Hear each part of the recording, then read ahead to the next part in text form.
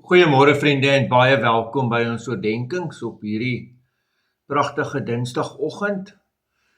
En ja, dit wil voorkom of ons krag het vanoggend, wat absoluut wonderlik is. Nie ons krag nie, elektrisiteit. Maar dit gee ons ook sommer 'n bietjie krag.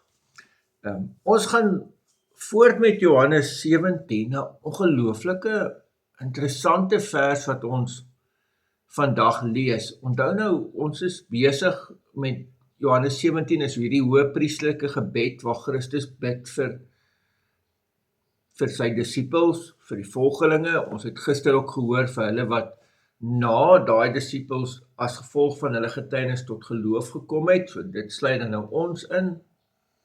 En dan kom ons by vers 22.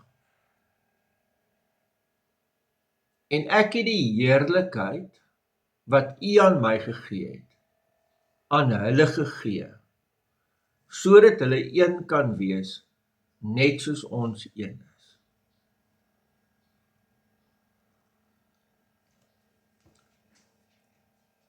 Ek het die heerlikheid wat U aan my gegee het, het ek ook aan hulle gegee, sodat hulle een kan wees, net soos ons een is. Nou geliefdes, met die eerste lees moet ek nou bely, verstaan ek nie mooi hierdie teks nie, en daarom het ek nou bietjie meer navorsing gedoen, moes ek weer my Griekse woordeboek gaan uitkrap en bietjie rondlees oor wat beteken hierdie vers. En nou gaan kyk ek, hierdie Griekse woord vir heerlikheid, doxa, beteken heerlikheid, maar beteken ook eer of majesteit of goddelike teenwoordigheid. Nou help die konteks ons hier. So as ek vra, wat beteken dit hier? Hier is dit nie uiterlike glans nie. Hier verwys dit na God se teenwoordigheid en karakter wat in Jesus sigbaar geword het. So God se teenwoordigheid en karakter het in Jesus sigbaar geword en dit het God vir hom gegee en nou sê Jesus daai selfde heerlikheid, so dieselfde teenwoordigheid en karakter van God kom gee hy in gelowiges se lewe. Nou wonderlik, Jesus sê, het ek ook aan hulle gegee. Die Griekse konstruksie daar, die tyd is 'n voltooide tyd. Hy het dit gegee. So dis reeds 'n werklikheid. Dis nie iets vir jou, eendag gaan ons God se teenwoordigheid en karakter hê in ons lewe. Nee, dis reeds 'n werklikheid. Ons ontvang hierdie heerlikheid, hierdie teenwoordigheid en karakter van God deur ons verhouding met Christus, deur die inwoning van die Heilige Gees en deur ons deelname aan sy lewe. Dit gaan dus oor 'n gedeelde lewe met God. En nou, baie belangrik verder aan kom dit, sodat hulle een kan wees. Dit is die doel van hierdie heerlikheid. Die eenheid hierso, dis nie net 'n organisatoriese eenheid nie, of dis nie maar net, ons kom almal oor die weg nie. Hierdie is 'n geestelike eenheid, een in hart, een in geloof, een in liefde, een in doel.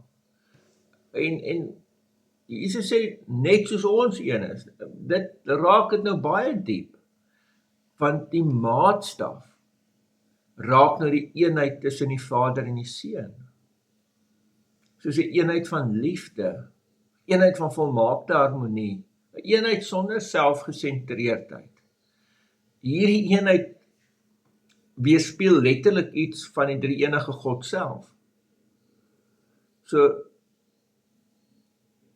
eenvoudig gestel, Jesus sê, ek het God se heerlikheid met my volgelinge gedeel, so ek het God se teenwoordigheid en karakter met my volgelinge gedeel, dit in hulle lewe gesit, sodat hulle 'n diep geestelike eenheid kan hê. 'n eenheid wat lyk soos die verhouding tussen my en die Vader.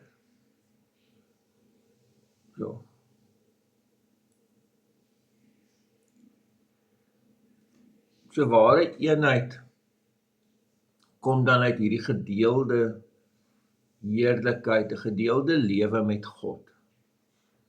Eenheid in die kerk, of dit nou tussen verskillende kerke is, en of dit in ons eie gemeente is, begin dan nie by ons pogings nie, maar begin by die heerlikheid van Christus wat reeds in ons woon. So mag ek en jy dit onthou. So, ek het vir jou 2 vrae vanoggend, wat ek wil hê moet regtig bietjie oordink. Die eerste een is, leef ek en jy nou as iemand wat God se heerlikheid dra, wat God se karakter en teenwoordigheid in my lewe dra? En die tweede vraag is, dra my lewe by tot die eenheid of breek dit af? Amen. Here almagtige God, ja, ons weet hoeveel mense daar is wat die eenheid in die kerk probeer afbreek. Maar dis 'n eenheid in U.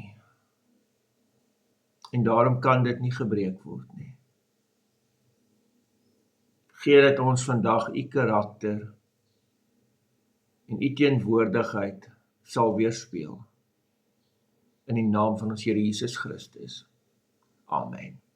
Geliefdes, mag jy 'n baie mooi en 'n baie geseënde dag hê. Totsiens.